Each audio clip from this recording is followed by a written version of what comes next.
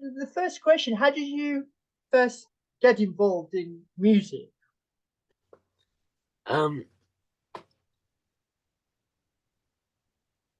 Everybody that I knew had music as a piece of the jigsaw puzzle of their personality.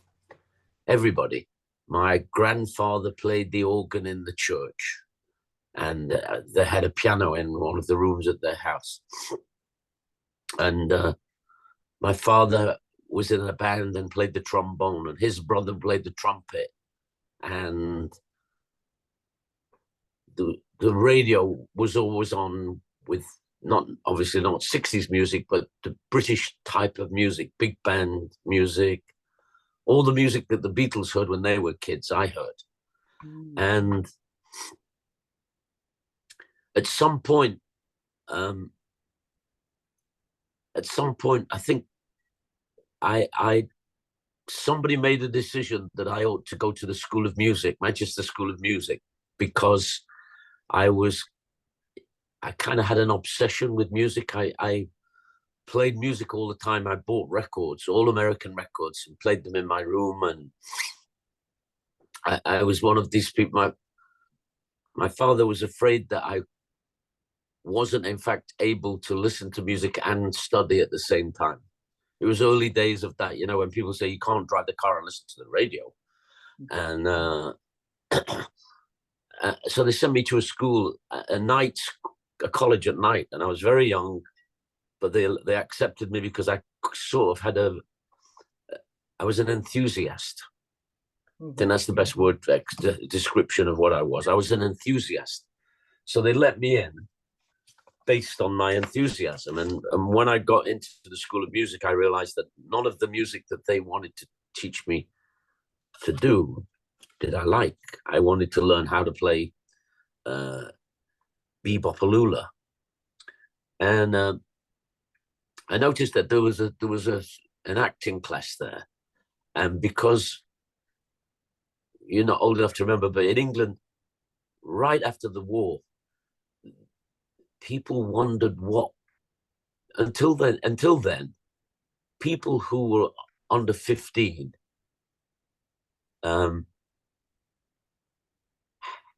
people under 15, how can I say it? People under 15 didn't have a war planned.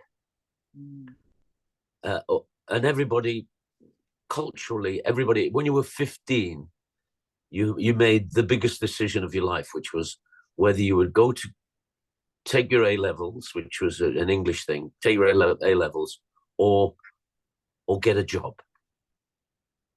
And I was in this school, and there was a drama class. And I think my mother had decided that I couldn't possibly be successful if I had the accent that I had. And I took elocution lessons and stuff like that. And I met the actors, and I actually got work. I got a job on the biggest TV series in England called Coronation Street and Night Era. You were 13, weren't you? Yeah, this is all in that period. I've seen the footage in black and white. Yeah. So I was busy at night in the music business and making money. And around that same period, I was very interested in the local music scene, because all the local music bands, whatever they were called, beat groups, played music that I liked. As simple as that, as simple as that. And I didn't want to learn how to dance so that I could go and watch them and dance. So I used to go every night to see a band. And one night I went to a place, and one of the guys in the band said to me, "You're Peter Noone." Yeah, Peter Noone. Well, you know a lot about music. Do you know any of our songs that we're going to do? Because our singer, Malcolm Lightfoot, has not shown up. Excuse me 1 second. And I said, yeah, I know the songs. And I was very afraid, but I had sort of this fourth wall thing that I'd learned in the drama class. So I was able to sort of pretend to myself that there wasn't an audience there. and I still use that. But and I enjoyed it, and I kind of was successful. And they said, "Would you join the band?" And I go, "Yeah, why not?" Not knowing that it wasn't like a have to join a band thing. I thought, well, this is just another thing that I'll do. And I joined the band, and one of the guys in the band had all kinds of day jobs, which was, window cleaner and driving a truck for somebody and delivering stuff. So I joined him, and we were partners, and I became a window cleaner. And I had another job another friend from school. I sold programs at Manchester United's football grounds, and I sold the evening newspaper, and I was a working class guy. I mean, the pop teen idol thing wasn't part of it because everybody was in a band anyway. Everybody who wanted to be in a band was in a band.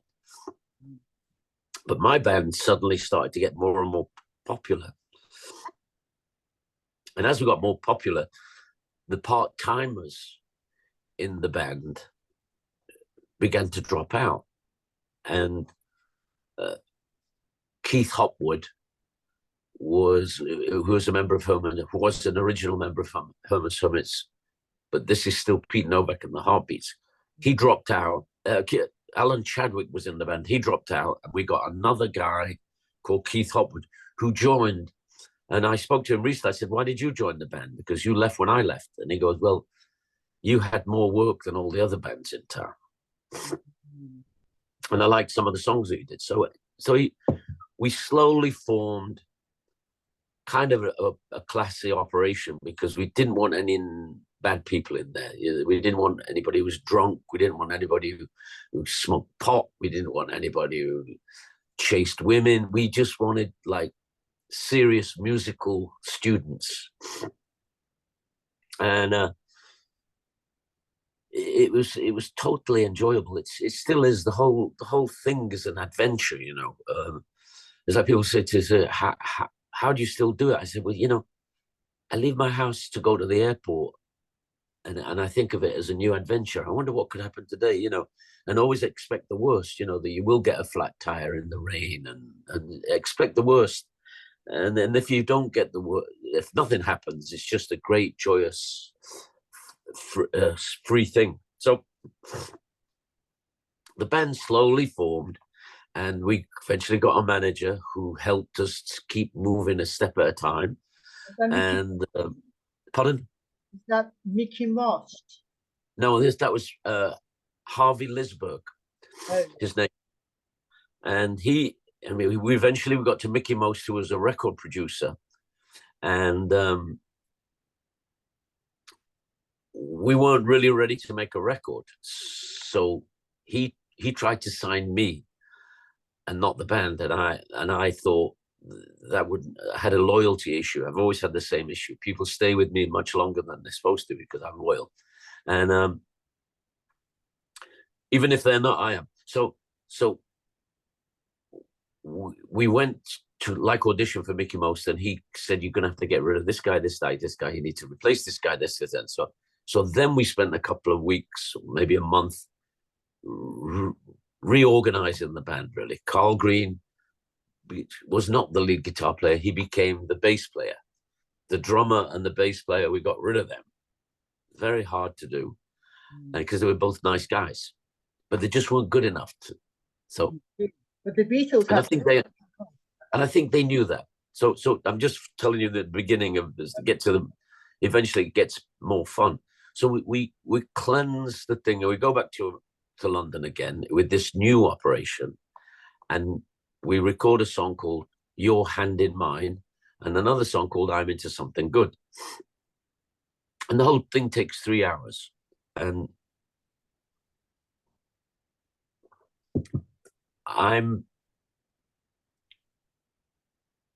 sure that Mickey Most is the guy, because the guy that we need. And because he knows all the same music as me, and he speaks the same musical language as me. If I were to say to him, the reverb on Walk Right Back by the Everly Brothers, he'll go, "You mean this?" So we know that he's the guy. And during the period right before, I've seen Mickey Most on a tour, and it's the Everly Brothers, Bo Diddley, Rolling Stones, Mickey Most, and he has no strings on his guitar, but he kneels down during the guitar solo and pretends to play this guitar with no strings. And I think only my sister and I noticed that he hasn't got any strings on his guitar. And he's kind of successful because he's 50s. And the audience for the Everly Brothers is a 50s audience. He's kind of Teddy Boys. So he's the guy. And it instantly, we've been on a little, 10 more fans a week thing, because we don't know it, but we're probably better than we think we are. We're entertaining, which a lot of groups were not entertaining. They may have been great musicians, and we come to the choice now: do we want to be like Asia and every band in the world think we're fantastic, or do we want a really big audience? We say I think we're going to go for the bigger audience, because look, the Beatles do all that fun pop stuff. Nobody says, "Wow, what a great guitar player, George Harrison." Nobody says that. They go, "Oh, he's cute, he is." So we're going now for pop music and popular success. And Mickey Most knows how to do that. So the first record goes to #1 in England, and we get a new van, and move into the next level. I used to call it, like, the show business is all like a room full of shelves, and I don't know if you can see this. It's like, for example, this is where you start on the bottom shelf, and then one day you get a van and some equipment, and you move up. Now we're on this shelf, and I call that shelf the people who've been on the radio, who are Elvis Presley, the Beatles, Roy Orbison, everybody you ever heard of on the radio. We're now in that thing. So it's a completely different new world that we're in. And we enjoyed that, because people come to see us because they like the music, and then they buy the record, and then they're kind of in our ether. They're in our thing. And so the thing quickly grows bigger, and we're ready for it because basically because we're overeducated for the position that we found ourselves in. And I'm the youngest person in any band anywhere, but I've become the spokesman, because the lead singer becomes the spokesperson. Yes, the spokesperson nowadays. Yeah. And nobody speaks for me. It's not like a teen idol who has a PR office, and then so I'm able to tell people the story of the band as I see it. I am now the camera for the band. So we slowly grow bigger and bigger and bigger, and the record gets a bit of a success in America. And this thing called the British invasion, we're unaware of. We're still on Carnaby Street. We're still dressing up and, going to nightclubs and listening to American music and looking at Twiggy and Eric Clapton and Paul McCartney, all these people who are the next creators. All the people that, I went to a club, and it's called the Bag of Nails, and I walked in, and there was John Lennon was there. Jimi Hendrix used to play there as well. Jimi Hendrix. Yeah, later on. This was at the beginning. I went into this club, and in the room was like Mary Quant and Mick Jagger and Marianne Faithfull and Eric Clapton.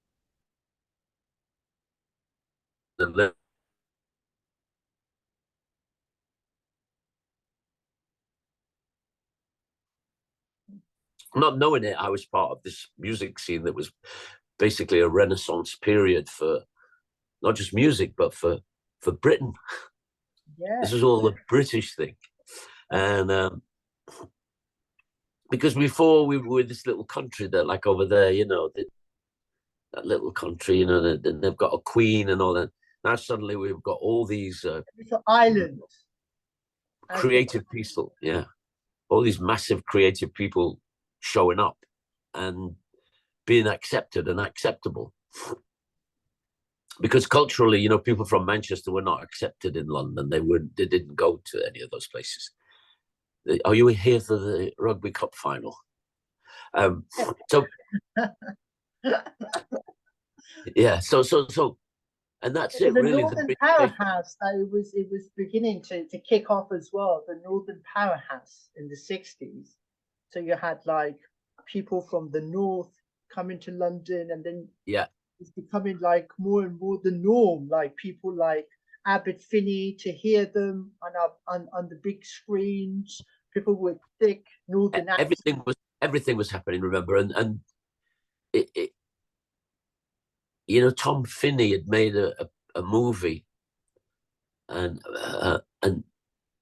northern people with accents were getting famous on for the first time. That was all kind of going.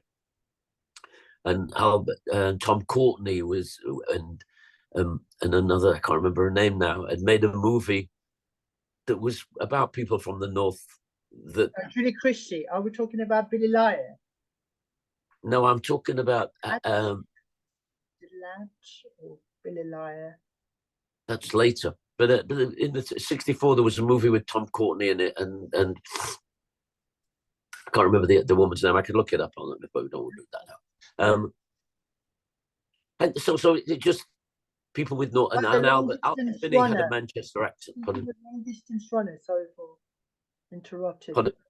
Say again. The long distance runner. Something like maybe that. It was that. Yeah. Yes. By yes. Yes. So something like that. Anyway, but there was all this stuff. The loneliness of the yes, loneliness of the long distance runner, and the girl in it, and they were from the north of England, and they were likable, and they were not just coal miners and stuff. So it was, I don't know, somehow England suddenly became smaller.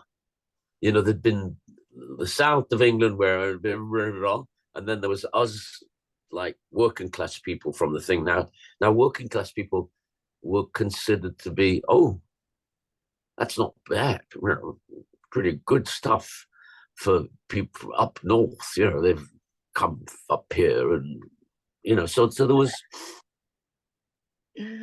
a new feeling that we'd opened it up really, and the Prime Minister was from Huddersfield or something. So there was a whole thing like we'd suddenly got our comeuppance, and we were acceptable, and we would be on Ready Steady Go and shows like that, and Top of the Pops was being made in Manchester, so big stars were traveling to Manchester to be on Top of the Pops, and there was a sort of the melting pot grew big suddenly, and of course the next thing you know, we part of the British invasion in America, because we come to my group goes to America, and I'm doing all the talking, and I'm very British, and I know how to play it because of my education. I know how to play it. I double everything. I become more English than I am, and say lots and lots and things like that no Americans say. And you know, you go on the Ed Sullivan Show, and when he speaks to you, you speak to him in an English accent. You go on the Danny Kaye Show, and you speak to him in an English accent, and suddenly, like, somebody puts out a record, England swings like a pendulum do, and suddenly this British thing is like, whoa. And it's kind of easy for us because we are who we're playing. You know, there's no acting involved. And at the time, you know, Andrew Oldham has a band called the Rolling Stones, and he's also doing our public relations thing. And he's expecting the Rolling Stones to be the bad boys of rock, which they really aren't. They're nice guys, and they have to pretend to be like rough Cockney rebels. And they got Heman Hermitt, who are like these opposite of the straight. Yeah, right, the opposite. So we're playing the good, clean cut boys, and that's easy because that's who we are anyway. You know, one of the guys' in the band, his dad is a police officer, you know, police constable in Manchester. You know, one's a telephone engineer. My dad's an accountant. You know, it's all pretty normal. We're all pretty normal people.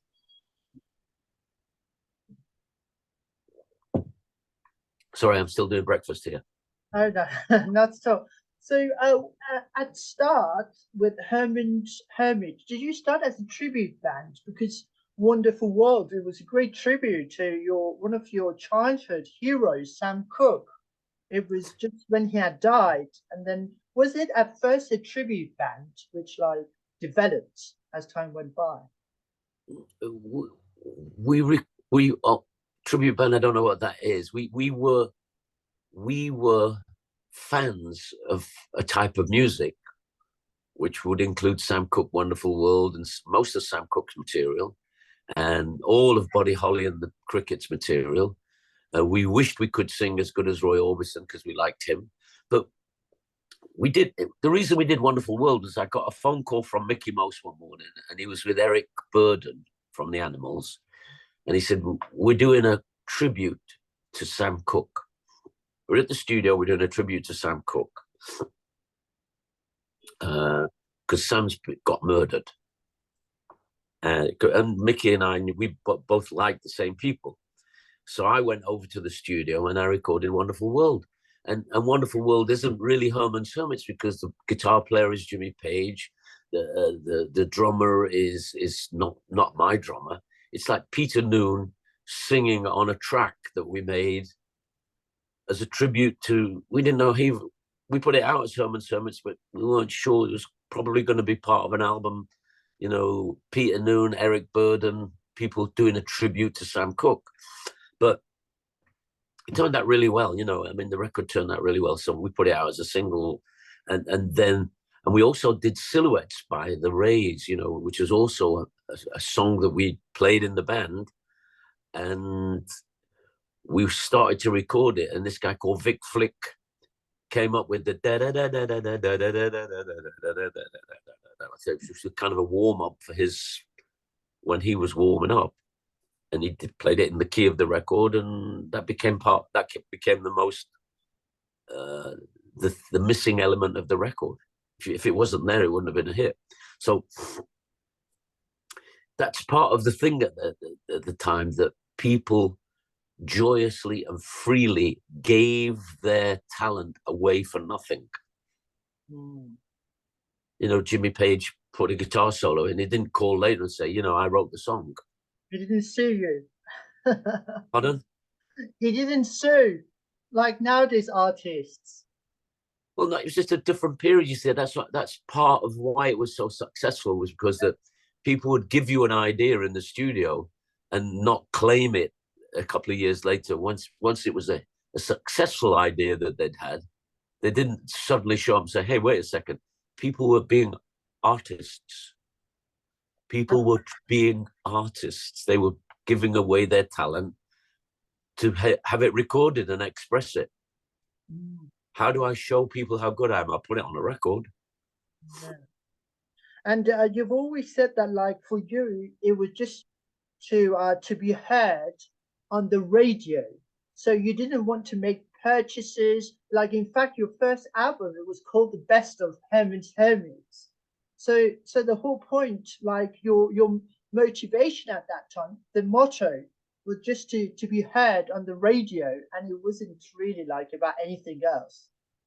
Well, something that happened to me when I was 13, when I was in the College of Music, was because I'd realized that I'm not a musician. I can't call myself. I'm going to have to call myself an entertainer, and that's the difference. I'm not going to be there doing a 10-minute guitar solo with my head down like that. I'm going to be keeping the audience in the thing. There is now no fourth wall. I'm going to have to enjoin everybody and make them sing along to my music, because that's what I do well. And slowly, that turned into a huge thing. It didn't ever work in a stadium because you can't, you know, we went straight from clubs to stadiums. And I don't know if you've ever had a chance to see, if you see the Beatles as they make it in that period, they're incredibly entertaining. I saw them in a field near my grandmother's, and you could be close enough to see that they were enjoying each other's company on stage. They were playing songs. If somebody made a mistake, they all laughed at him. Not at his personality, but his mistake. And that's a kind of was like being in the Marines in a way, kind. You know, everybody was enjoying. They had the same issue, which was that how do we get more people to show up to see us? Because that's where the money is in show business, in live music. And I've never been anything. I've done Broadway shows, but I'm not a musician. I'm an entertainer, and all of the things that I learned, I took dancing lessons, all the things that I learned in the dancing lessons, and all the things I learned in the ballet class, and all the things I learned in the sword fencing class are on stage with me all the time. That's why I'm still going, because I still learn new stuff, and no two shows are the same. We don't have the same set list ever, and it's constantly all the Stanislavski theory is really useful for every entertainer, no matter what they're doing. And in Heman Hermitt, it's great because I have to sing Mrs. Brown, You've Got a Lovely Daughter, and I'm a 75-year-old man, and that might seem inappropriate unless I had a method. So when I say, the thing for Heman Hermitt is we were really, really naive, but we knew who we were. And that saved us from all of the child star. We never had a woman who booked our flights and told us to go to bed, and we were punks. Decision makers. Pardon? You were decision makers, making decisions for yourself.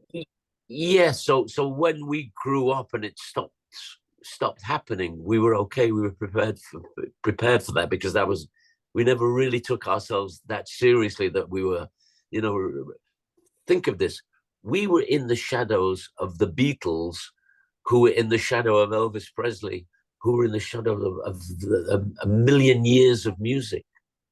So you know your position in the universe when you go, whoa, I wish we could be like 1% as good as that.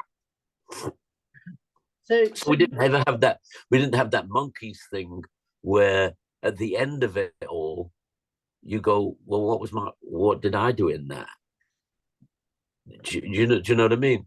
So they were friends of mine, so I know that was a common thing. And I say, listen, you just go out there and be the guy that you were on the television. That's all you've got to do, and the audience will love you. I once sat on a plane. There was a famous TV show in America. I think it's called Dr. Kildare. And there was a really lovely guy called Richard Chamberlain, who was the lead of it. He's still alive. Pardon? He's still alive, Richard. Okay, great. Yeah. I hope he's had a wonderful life. But we're sitting on the plane and chatting, and I'm saying, he said, I'm Herman, but my real name's Peter Noone. And he goes, well, I'm Dr. Kildare. He said, when people come up to you and say, do you know the Beatles? That was everybody would say. In America, you'd get on a plane and go, oh, you're English. Where are you from? I'm from Liverpool. Oh, do you know the Beatles? He goes, I'm worse. People start to talk to me about, I've got this problem with I think it's my liver. And he goes, and I have to tell them, I'm an actor. I'm not a doctor. Words of wisdom. Those were words of wisdom. Yeah. And as you said, so you were just entertainers. To put it this way, you were just entertainers living in the shadow of greatness. Yes. That's what you were literally doing, and making music of that moment, and just living in the moment. And que sera, sera, not really thinking about the future. There isn't a future. There hadn't been a future for a rock and roll band ever. It didn't exist. There was nothing that happened. There was Cliff Richards and the Shadows that we'd heard about, but they were now wearing Dickie Bows and tuxedos and singing their oldies songs. They were like an oldies band. And remember, 2 years after you had a hit record in those days, you were an oldies but goodies act. So there was no this modern kind of music business was recreated in the 60s, and the Beatles sort of led the field in every way. No band ever lasted for more than 3 years. They fell apart because they knew that they didn't like each other. They didn't all like the same kind of music. So there was no future. And the people who managed us and handled us didn't think that we had a future. They thought that I would leave the band and become a TV star or a stand-up comedian or something other than be Herman's Hermits. So you see, that it was just a vehicle that we were on this ride. And you know, I find as I look at my life and I see, I started this thing called the Peter Noone Collection, which is going to be like a Dropbox thing where everything that's ever happened to me since the beginning until I die will be in this space. And so we asked people, can we get clippings from newspapers? So one comes, it's from the Honolulu Bugle or something, and it says Peter Noone on his day off from a 360-day world tour chose his day off to go and meet his idol Elvis Presley. And that's all true. What I hadn't realized is that we were on a 360-day tour and that we had a day off. And we think about it. And when you were on those tours, I don't know how well traveled you are, but if you fly from America to England, you lose a day. There's a day gone. So they must have counted those as days off. Our managers and agents said, well, they've got a day off. They're just flying from LA to London. So, wow. So because they thought that you would, that it was all basically hit and run, that you would have this period where you'd be very busy and then it would all go away and you'd go back to college or whatever you did before. Well, that stopped happening. That stopped happening for everybody. You know, people's careers now last much longer time because people persisted, and some of them, the ones who were talented, or in my case, more persistent than everybody else, it'd stick around. When Herman's Hermit stopped in like 1971 or 1972, we didn't break up. We said, let's all go and do the stuff that we really want to do. And then when we want to, we'll all get back together again and it'll be joyous and free. And I thought I'd get a job on Broadway. I'd been offered jobs on Broadway when I was in the band. And I wasn't able to do them because they paid $500 a day and the band was making $25,000 a day. So and they had mortgages and lifestyles that I was expected to participate in their life because we were a group. And when I left, I found out that I just wasn't talented enough to be on Broadway. It was okay being Herman and selling tickets, but I didn't have any of the skills needed to go on Broadway. I couldn't sing like a Broadway singer. I can now, but I couldn't then. And I couldn't dance and I couldn't play the fourth wall. I had lost all that experience. I could only do it as Herman. And it required another character, me to choose another character to be on Broadway. And I had no talent, no experience at that. I'd been Herman for too long and all his skills were useless. I couldn't sing, I have often walked down the street before, not a chance. And I was also too young. I was also too young for every job they had for me. I didn't realize that 35-year-old men played 20-year-olds. And you mentioned, well, 1965, it was a big year for you and your band. And you were on the same bill as the Beatles for a film called Go Pop, or Go Go Mania. It was the US title.